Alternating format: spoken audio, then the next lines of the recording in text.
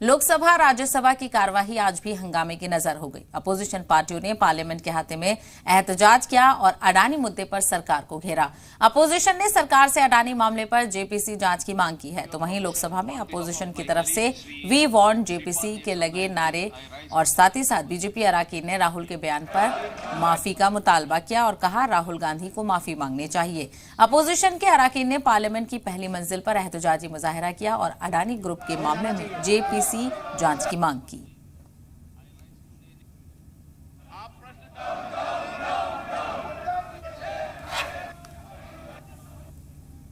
हमारे विश्व गुरु